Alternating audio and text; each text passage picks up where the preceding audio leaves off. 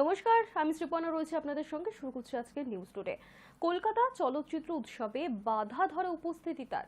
রাখি পূর্ণিমাতেও বাংলার বোনকে পাশে পেলেন অমিতাভ বচ্চন। বৃহস্পতিবার মুম্বাইতে অমিতাভের বাংলো জলসায় পৌঁছন মুখ্যমন্ত্রী মমতা বন্দ্যোপাধ্যায়। রাখি পরিয়ে দেন অমিতাভের হাতে। সেখানে তাদের স্বাগত জানাতে হাজির ছিল গোটা বচ্চন পরিবার। আর ওই পরিবার তার খুব কাছের বলে সেখান থেকে বেরোনোর পর জানিয়েছেন বাংলার মুখ্যমন্ত্রী মমতা বন্দ্যোপাধ্যায়। এছাড়াও তিনি জানিয়েছেন, আজ এখানে এসেছিলাম, রাখি বেঁধেছি, অমিতাভজি থেকে আরাধ্যা সকলেই একসঙ্গে ছিলেন, আমার সঙ্গে অনেক কথা হলো। পাশাপাশি দুর্গাপুজোয় আসার জন্য আমন্ত্রণও জানিয়েছেন মুখ্যমন্ত্রী।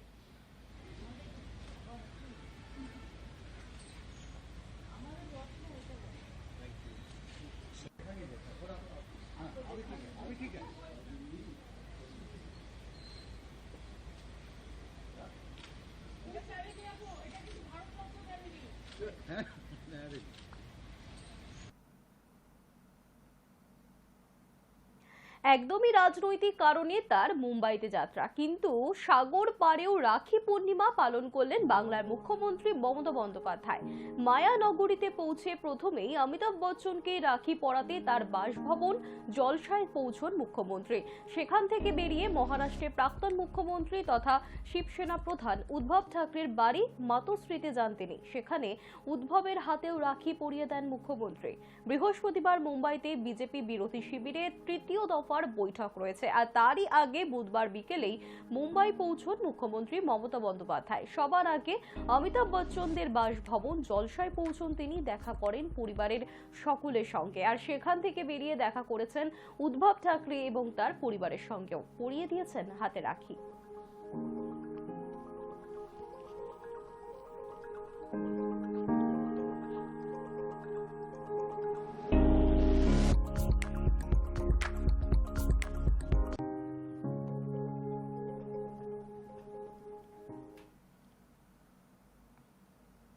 খাদ্য আন্দোলনের শহীদ স্মরণে ধর্মতলা চত্বরে আজ অর্থাৎ বৃহস্পতিবার সভা করতে চলেছে বামফ্রন্ট।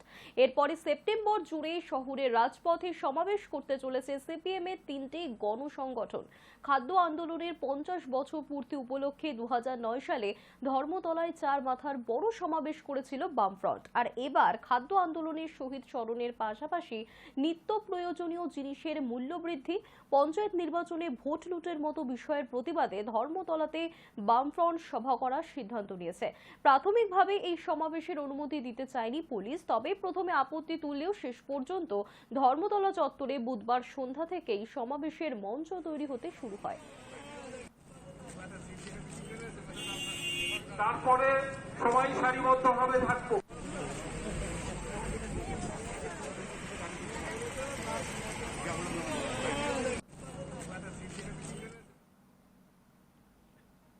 কংগ্রেস সাংসদ অধীর রঞ্জন চৌধুরীর উপর থেকে সাসপেনশনের নির্দেশ প্রত্যাহার করে নিলেন লোকসভার স্পিকার ওম বিড়লা। বুধবার দুপুরে এই বিষয়ে সর্বসম্মত প্রস্তাব গ্রহণ করেছিল লোকসভার স্বাধিরক্ষা কমিটির। তারপর সেই প্রস্তাব কার্যকর করার অনুরোধ জানিয়ে বার্তা পাঠানো হয়েছিল স্পিকারকে। লোকসভা সচিবালয়ের উপসচিব বিজ্ঞপ্তি প্রকাশ করে জানিয়েছেন, বুধবার থেকেই সাসপেনশন প্রত্যাহারের নির্দেশ কার্যকর হবে।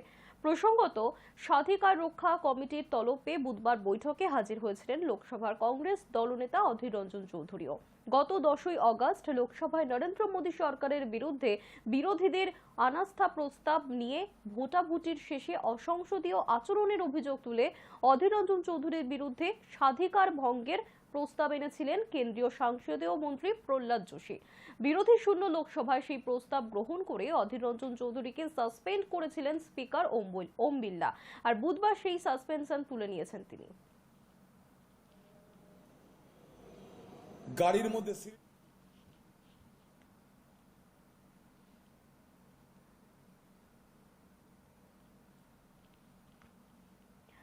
বঙ্গে নেই বৃষ্টির দেখা, আর সেই সাথে অসহ্য গরম, আর্দ্রতাজনিত অস্বস্তি চরমে।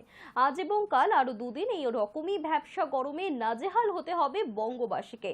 দিন এবং রাতে তাপমাত্রা স্বাভাবিকের উপরে থাকায় অস্বস্তি অনেকটাই আরো বাড়বে। তবে শুক্রবার থেকে আবহাওয়ার বদল ঘটতে চলেছে। কলকাতা সহ দক্ষিণবঙ্গে হালকা থেকে মাঝারি বৃষ্টি হবে। বজ্র বিদ্যুৎ সহ বৃষ্টির সম্ভাবনা বাড়বে উপকূলের জেলাগুলিতেও। উত্তরবঙ্গে উপরের দিকে হালকা থেকে মাঝারি বৃষ্টি চলবে। আগামী বৃহস্পতিবার এবং শুক্রবার দার্জিলিং, কালিম্পং একটু বেশি বৃষ্টি হওয়ার সম্ভাবনা।